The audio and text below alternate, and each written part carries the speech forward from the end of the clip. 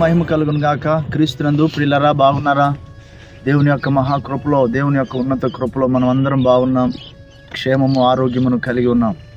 మరొక దినాన్ని ఈ రీతిగా దేవుని మాటలు మనం అందరం కలిసి ధ్యానించడానికి ప్రభు మనకి కృప చూపి ఉన్నారు. నెహెమ్యా గ్రంథము 8వ అధ్యాయం 10వ వచనాన్ని మనం ఆలోచన చేస్తే, యెహోవా యందు ఆనందించుట వలన మీరు బలమొందుదురు. ఎంత అద్భుతమైన దేవుడు! దేవునిలో ఉన్న ఆ సంతోషము, క్షేమము మనం అనుభవించినప్పుడు మనకి బలం, మనకు శక్తి. చూడండి, అనేకులకు బలం లేదు కదా, అనేకులు నీరసిల్లిపోయి ఉన్నారు కదా, అనేకులు నిస్సహాయ స్థితిలో ఉన్నారు కదా, అనేకులు తన జీవిత నావను నడిపించుకోలేక, తన జీవిత ధ్వనిని నడిపించుకోలేక, తన బ్రతుకు బండిని నడిపించుకోలేక ఎన్ని ఇబ్బందులో కదా. కొంతమంది తనువు చాలించేవారుగా ఉన్నారు కదా. మన దేవుడు ఎంత గొప్ప దేవుడై ఉన్నారు.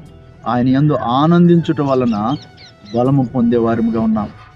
దేవుడు బలపరిచేవారే కానీ దేవుని మీద ఆధారపడిన వారిని ఆయన బలహీనపరిచే దేవుడు అన్నటికీ కాదు. దేవుని మనసును మనం ఎరిగి ఆయన మీద ఆధారపడి అడుగులు వేసినప్పుడు తప్పకుండా మేలు జరుగుతుంది.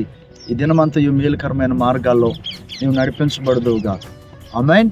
చిన్న ప్రార్థన చేయాలని ఆశపడతా ఉన్నాను. పరమ తండ్రి, ఈ దినపు పనులు, ప్రయాణాలు, ప్రయత్నాల్లో ప్రియబిడ్డలకు సహాయం చేయండి. తోడుగా ఉండి నడిపించమని, నీ యందు ఆనందించుట్లో ఉన్న బలమును అనుభవించడం సహాయం చేయమని యేసయ్య పరిశుద్ధ నామమున అడిగి వేడుకొంచున్నాము మా ప్రియ తండ్రి.